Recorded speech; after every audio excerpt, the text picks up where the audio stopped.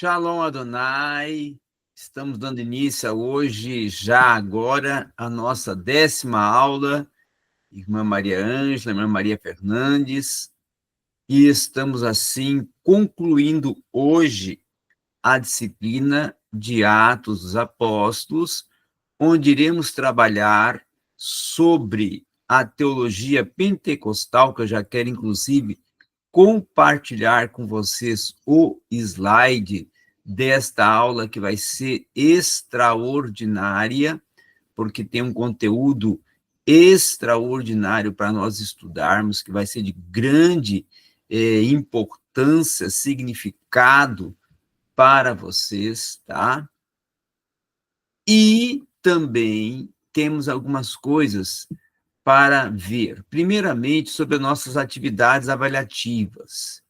Eu estou aguardando vocês me enviarem a atividade de livros históricos, não é?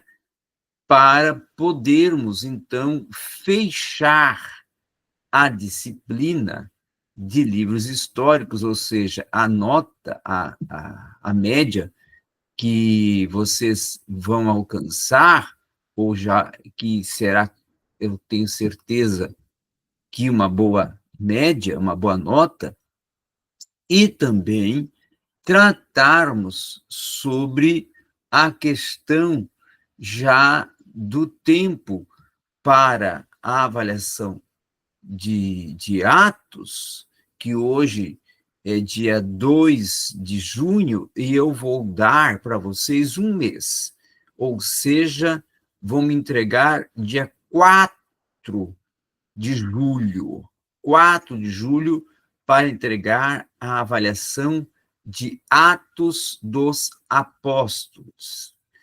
E outros, sim, também já falar que a próxima disciplina que nós vamos estudar é justamente já a disciplina de história do cristianismo ou história da igreja, tá? História do cristianismo ou história da igreja. O material, a apostila, eu acredito que até sexta-feira ou antes, máximo quinta ou sexta, eu já envio aí no grupo para vocês, tá? Outros sim. Nesta disciplina de História da Igreja, se puder, a irmã Maria Ângela, a irmã Maria Fernandes, quem das duas puder estar presente para ir participando, é muito importante, porque será uma disciplina sobre história, né? E aí tem muitos fatos históricos que é bom, e teológicos, inclusive, que é bom a presença. Hoje também é uma aula extraordinária, uma aula que, quem sabe, até algumas dúvidas vão ficar pairadas no ar, e aí vocês podem tirar essas dúvidas, anotar e tirar as dúvidas, enviando a pergunta que tiver dúvida no meu privado, e eu responderei, no meu WhatsApp privado eu responderei, ok? Porque hoje vamos tratar sobre fundamentos. Então, essa palavra que está escrita aqui, ó, é fundamentos, fundamentos da teologia pentecostal, fundamentos da teologia pentecostal.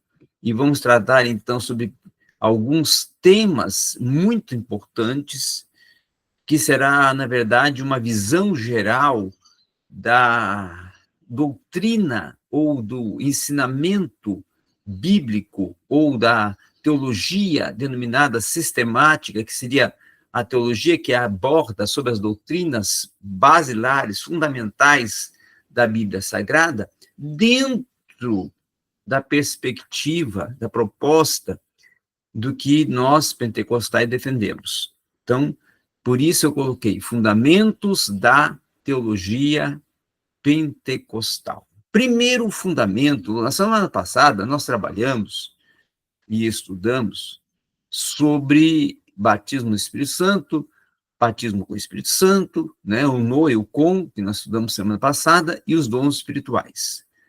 Hoje iniciamos tratando já sobre os fundamentos da teologia pentecostal, nos remetendo à questão, principalmente, do pneuma, tá?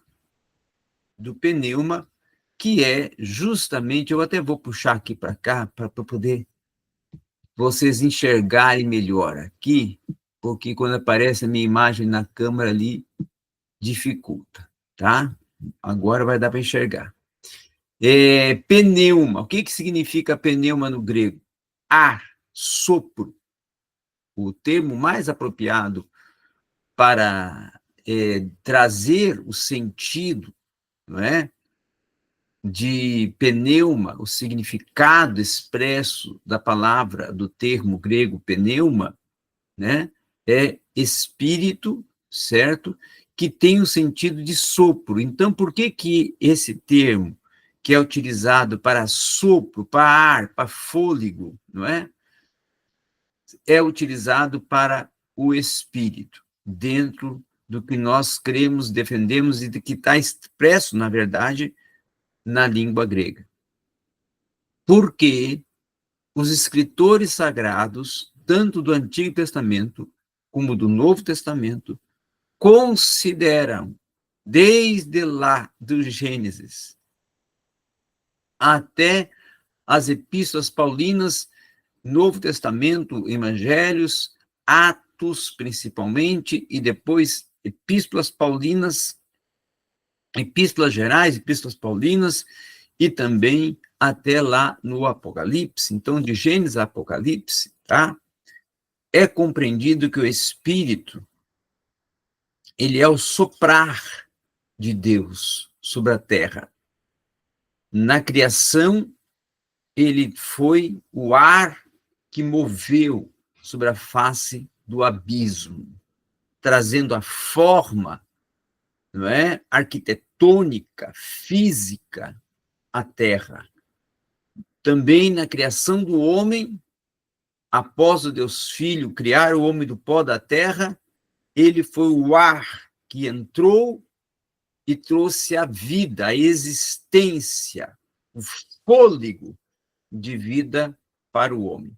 Então, nesse aspecto, é o soprar de Deus sobre a terra e também a humanidade, porque ele deu a vida. Por isso que Paulo até o diz, o espírito de vida, porque ele é o doador e o U também sopro de vida, não é? Então, com isso, nós podemos compreender que ele é o soprar de Deus, o soprar que move, o soprar que age, o soprar que intervém, o soprar que constitui toda a existência terrena da própria Terra, do próprio cosmos, como também humana, do próprio homem, do próprio ser criado em imagem e semelhança de Deus,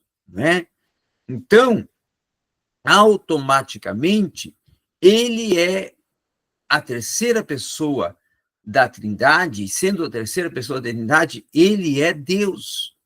E aí, quando falamos de Trindade, vamos falar com maior detalhes e maior especificidade, quando estivermos tratando de teologia sistemática sobre teontologia, a doutrina de Deus, mas dando aqui uma prévia, quando falamos de Trindade, queremos dizer que temos três, né? Unidade, ou seja, três em um, ou seja, o Deus Pai, o que ordena, o Deus Filho, o que executa, e o Deus Espírito, o que intervém e age. Ele foi o que interveio na criação, ele é o que intervém na história de Israel, ele é o que intervém em todo tempo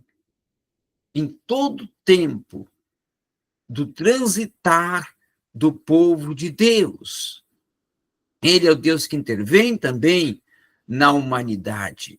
Ele é o Deus que intervém também em todo o contexto da esfera não somente cósmica, mas humana, e principalmente é o Deus que está presente em nós, sobre nós e regendo a todos.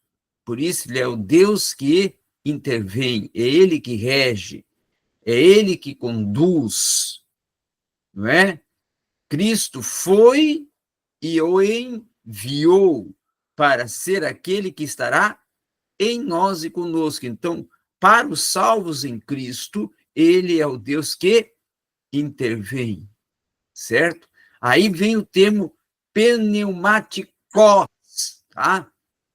Esse é um termo muito importante, pneumáticos, que significa, tem um sentido expresso na etimologia, na significação do termo grego, pneumáticos, espirituais, ou seja, absorvidos pelo Espírito, absolvidos pelo Espírito, certo?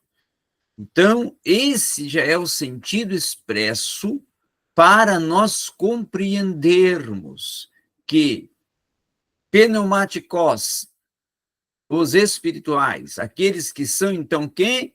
Absorvidos pelo Espírito.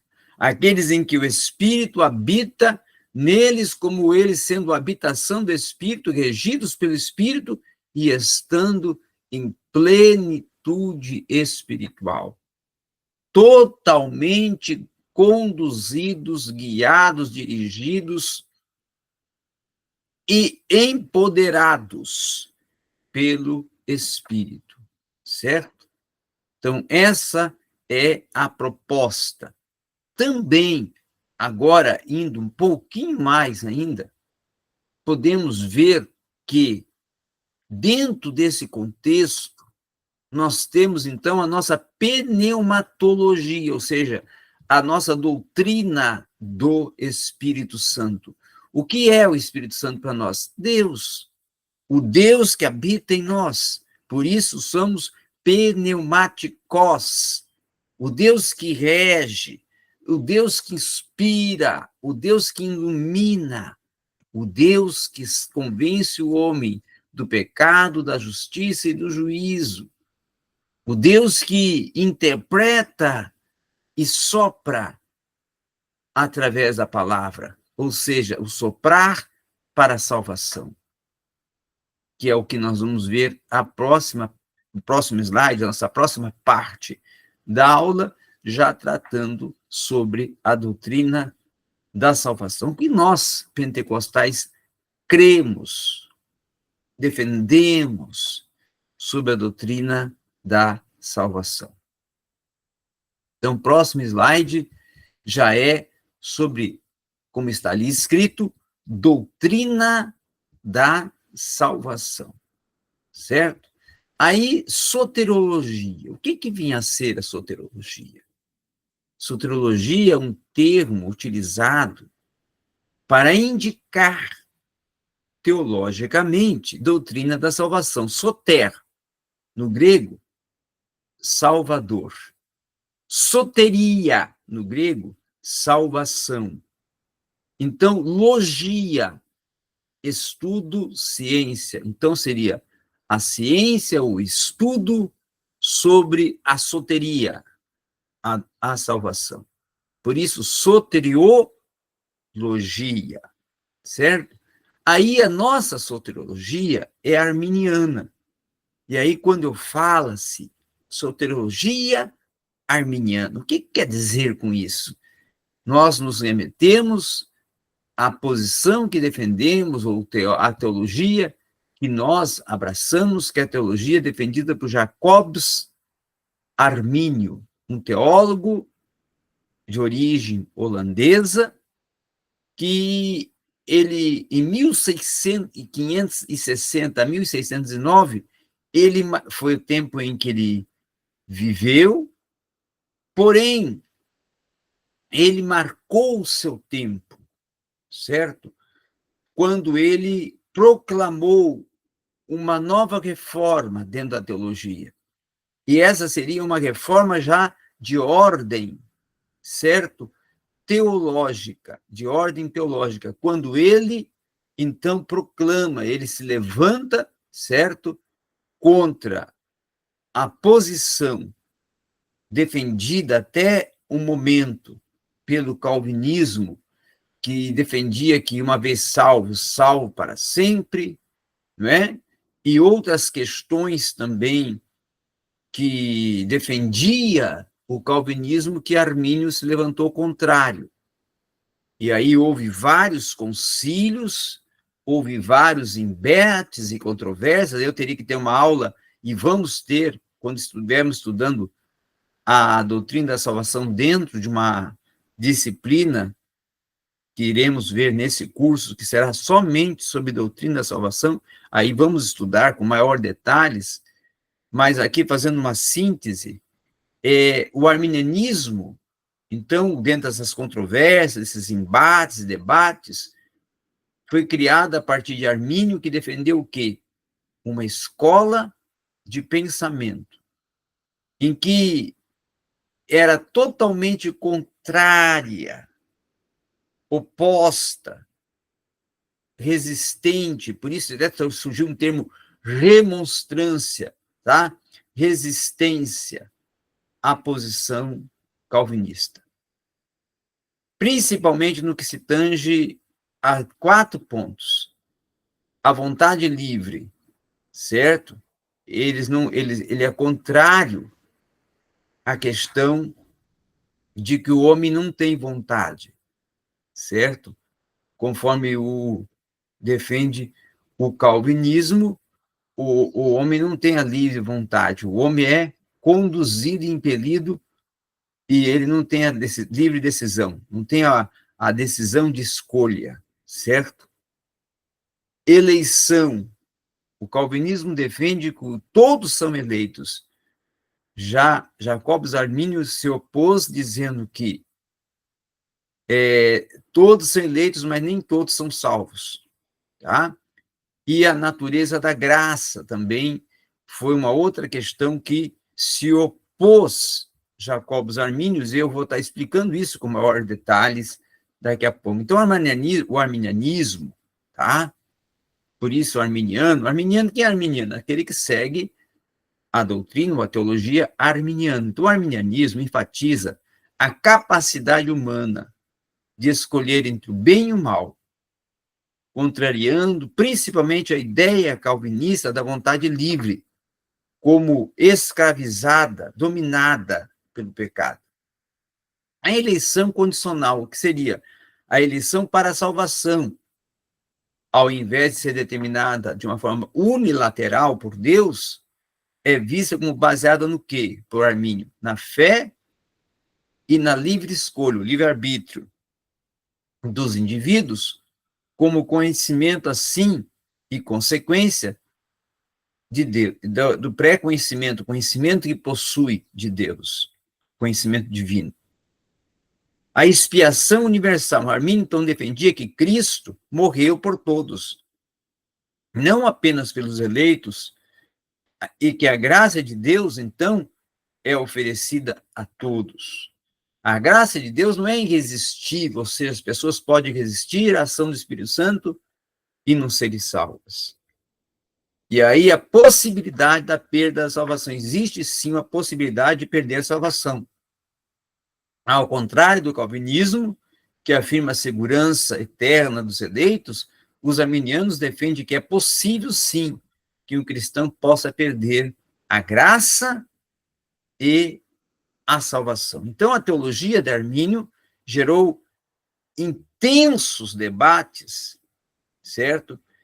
Intensos confrontos com os calvinistas e gerou até perseguições e uma série de confrontos e conflitos que foram depois conduzidos pelos remonstrantes, que eram aqueles que eram adeptos ou seguidores de Armínio e que se tornaram os resistentes, por isso remonstrantes à posição calvinista, que era a que imperava naquele período.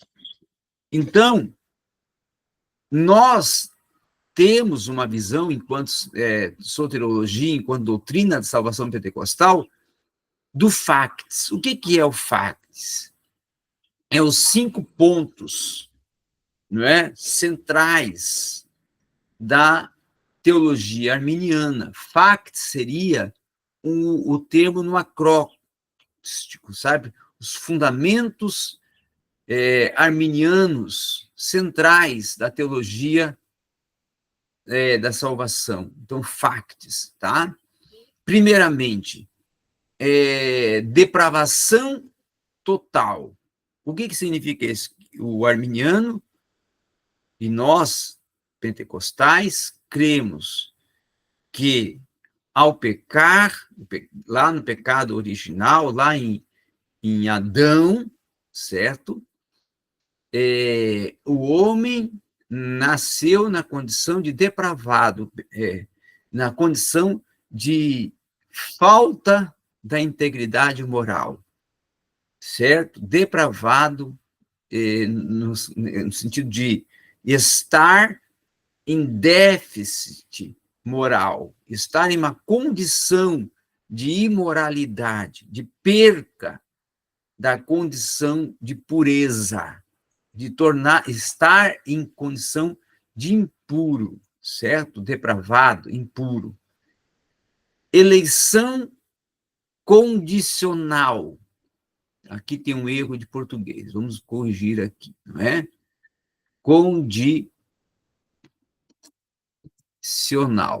Eleição condicional. O que quer significar eleição condicional? Ou seja, é eleito não incondicionalmente, no sentido de que o calvinismo defende que todos são eleitos, todos têm direito, estão eleitos e são salvos, independentemente da condição moral, ética em que se encontre.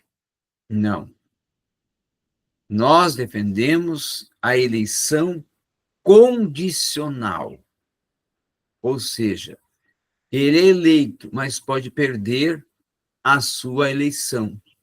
Pode perder essa condição de eleito se ele se desviar, se ele sair da rota, do caminho, da proposta, da base, do fundamento que rege essa eleição, que é estar em perfeita e plena comunhão com Deus e com a igreja. Então, a eleição é condicional, existe uma condição para que ela se concretize. Tá?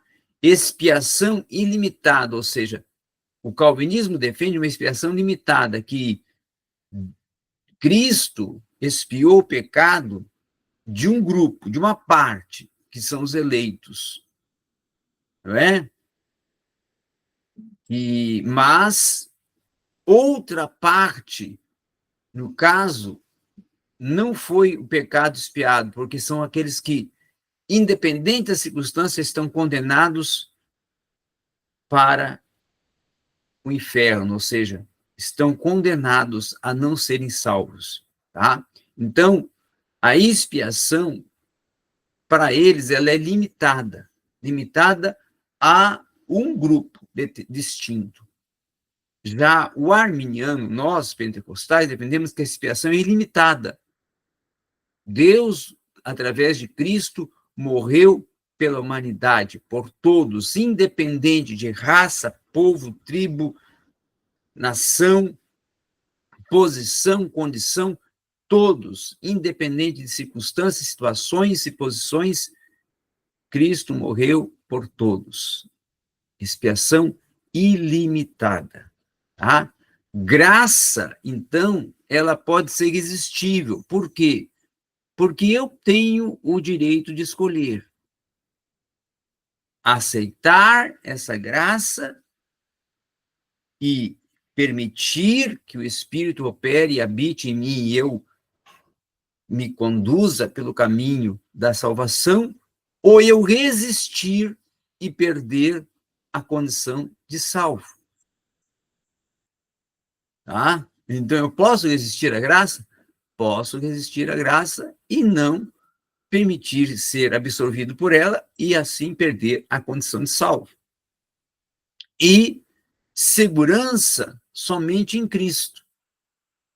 Só Cristo pode me manter seguro. A segurança não está na condição de estar eleito ou de estar predestinado. Não. A segurança está em Cristo. Cristo é que se eu estou nele, eu estou seguro. Se eu não estou nele, eu estou inseguro. Ou não estou fixo, não estou seguro, não estou alicerçado. Né? E não existe uma questão de uma segurança total. Não, existe uma segurança em Cristo. O calvinista defende uma segurança total. Eu já estou predestinado, então já estou seguro totalmente. Nada me tira essa condição, eu já estou seguro. Não. A segurança está em Cristo. Se eu não estiver em Cristo, eu não estou seguro.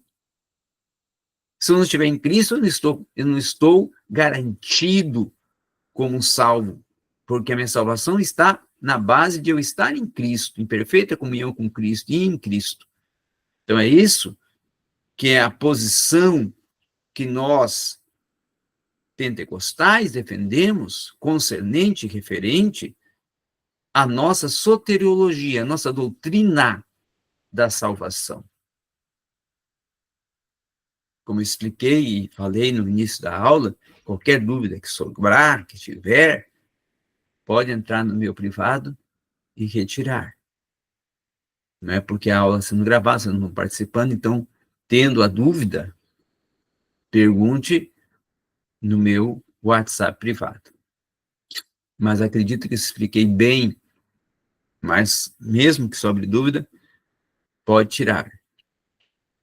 Sobre qualquer item da aula de hoje, que é uma aula bastante, vamos dizer assim, complexa, né? Complexa.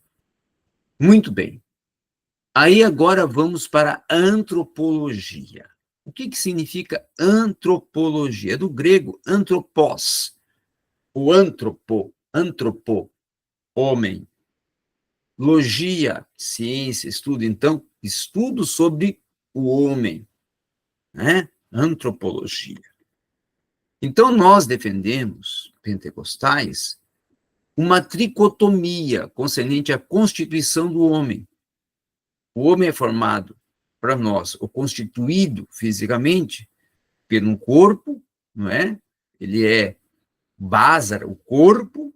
Básar é um termo, no caso, grego, básar, corpo.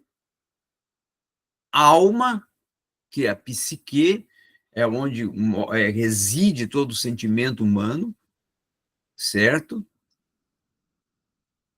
É a alma. E o espírito, a consciência, a capacidade de discernir, de conhecer, né?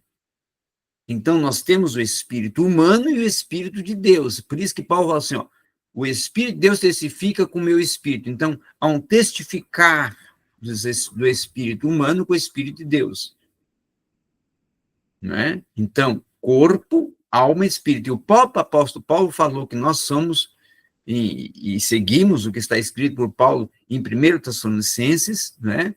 5,13, diz que ele diz corpo, alma e espírito. Até eu vou ler aqui para ficar muito claro, para vocês verem o porquê que nós defendemos esta posição da tricotomia e como ela é bíblica, porque em resistência ou em oposição a ela existe a dicotomia, que seria o corpo e alma, colocando o espírito e a alma com a mesma função. E não, porque olha aqui que fala o apóstolo Paulo, tá?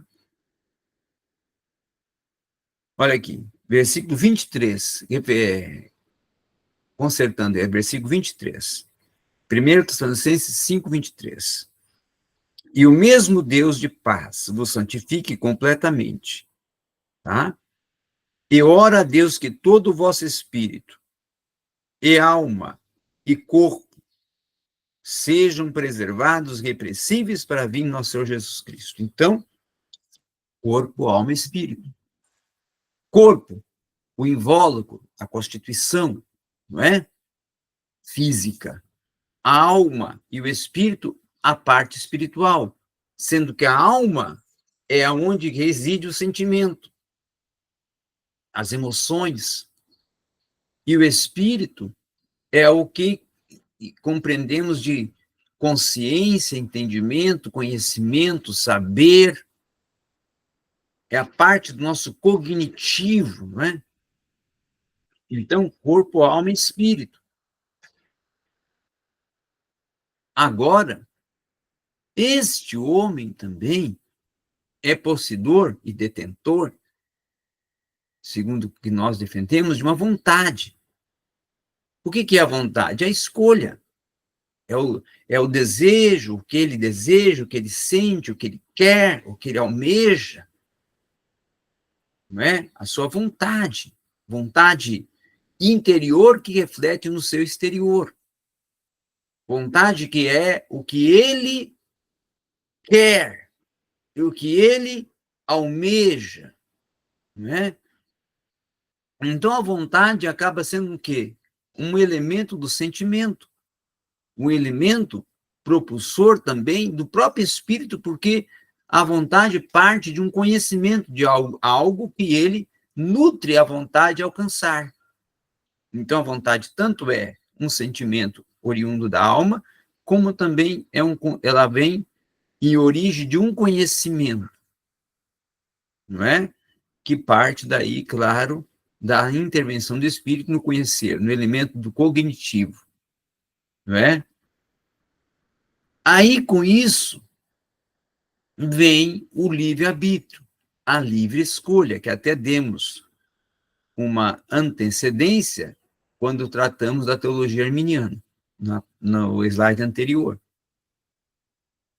O livre-arbítrio, o que vem a ser o livre-arbítrio? A livre escolha. O homem tem o direito de escolher se quer ou não quer. Tanto no contexto de salvação, quero ser salvo ou não quero ser salvo, como em qualquer área da sua vida, ele tem o direito de escolha, de livre decisão. Ele é um ser livre para decidir o que quer e o que não quer da sua vida. O que quer ou o que não quer fazer, o hoje, o amanhã, e em todo tempo da sua vida, ele é o responsável por decidir por si próprio qual caminho e qual futuro vai ter em consequência do caminho que escolheu. Ele tem consciência, ele tem entendimento e ele tem conhecimento para tomar a posição que ele achar conveniente para ele. Por isso, a livre escolha. Ele escolhe, ele decide o que vai fazer da sua vida.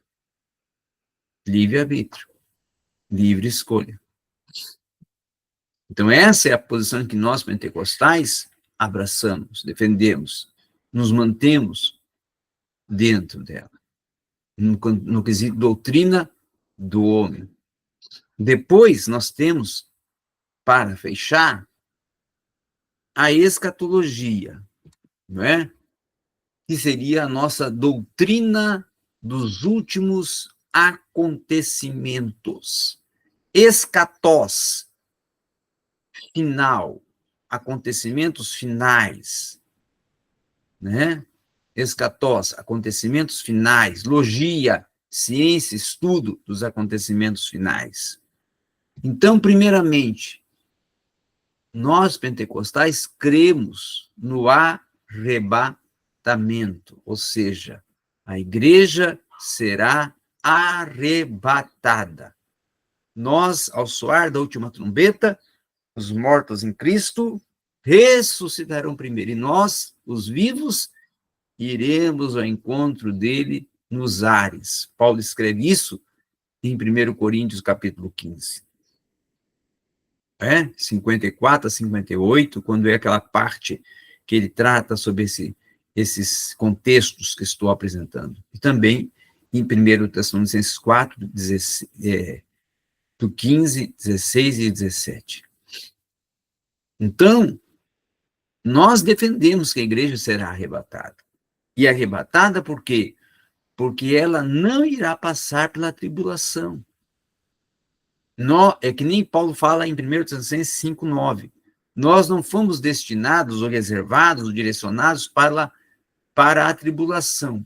Por quê? Porque fomos salvos, livres da ira. Eu até vou ler esses textos, é importante nós abrirmos a Bíblia e lermos para tirarmos as dúvidas, tá?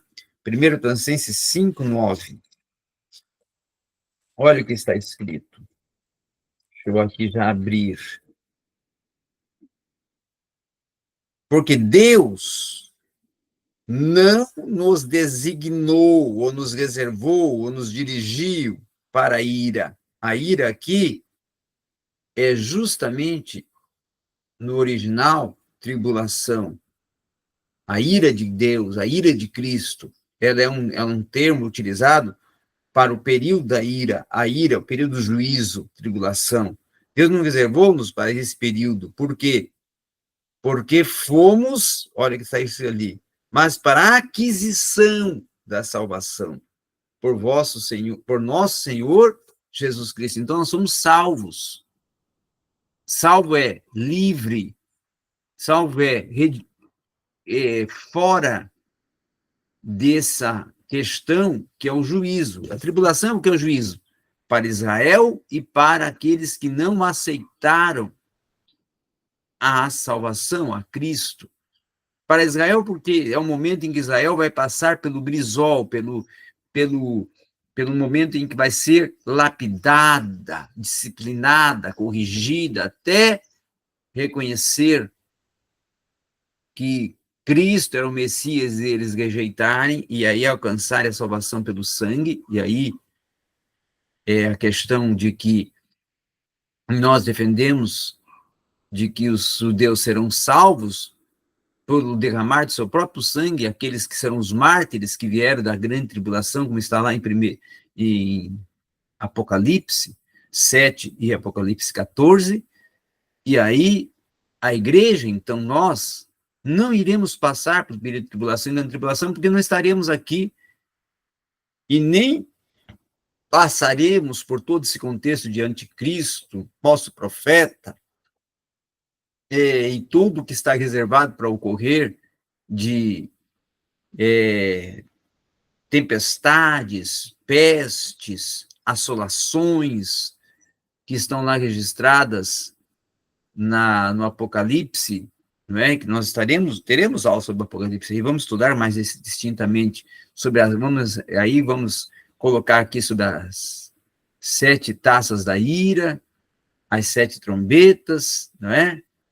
Os 7 selos, que são as questões que estão reservadas, todos os acontecimentos catastróficos de caos que virão sobre a terra no período de tribulação e grande tribulação, nós não presenciaremos, porque estaremos com Cristo. Por quê? Porque fomos arrebatados ao encontro do Senhor nos ares. E aí, defendemos uma sequência dos eventos para a igreja. A igreja, primeiramente, é arrebatada.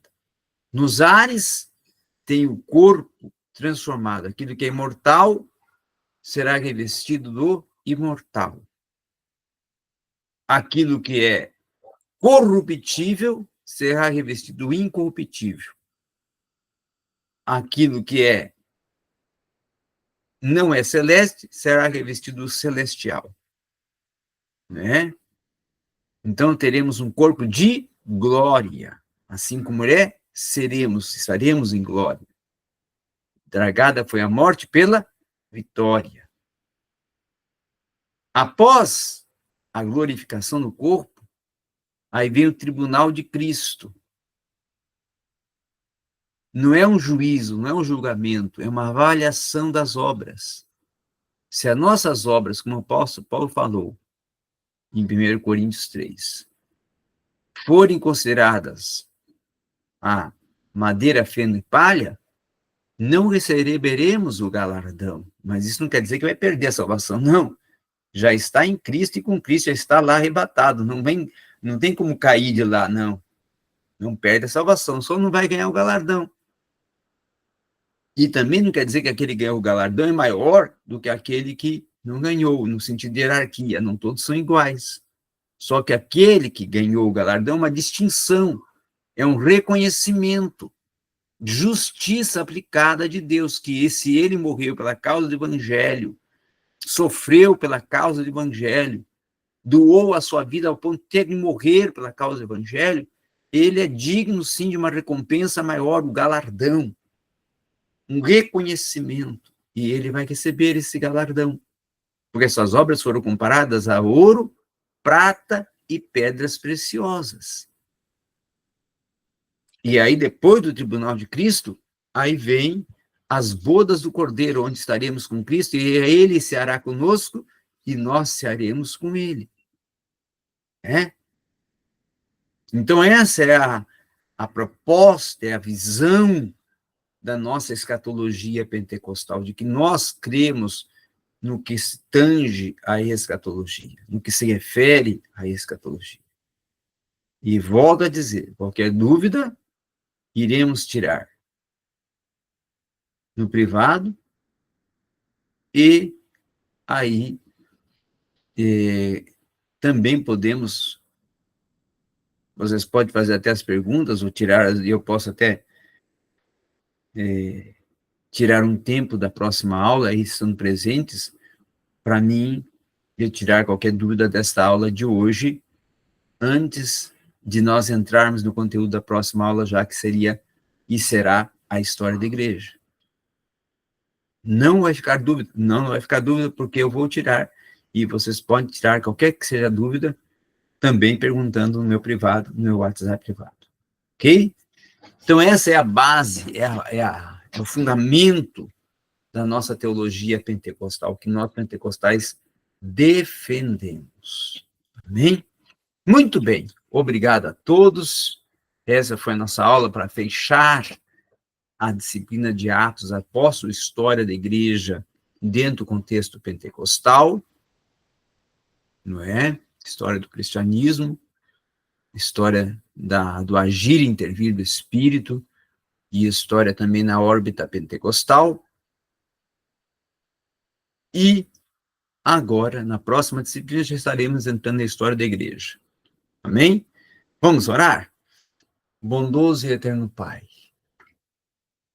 nós te agradecemos, Senhor, por esta aula, e pedimos a tua bênção sobre a vida da irmã Maria Nazaré, irmã Maria Ângela, pedindo que as guarde, que as protege, que as guie, que as dirija, e que seja com elas em todo o tempo de suas vidas, conduzindo-as cada vez mais guardadas e cuidadas por ti. Pai, também ser comigo, com a minha família e com todos nós.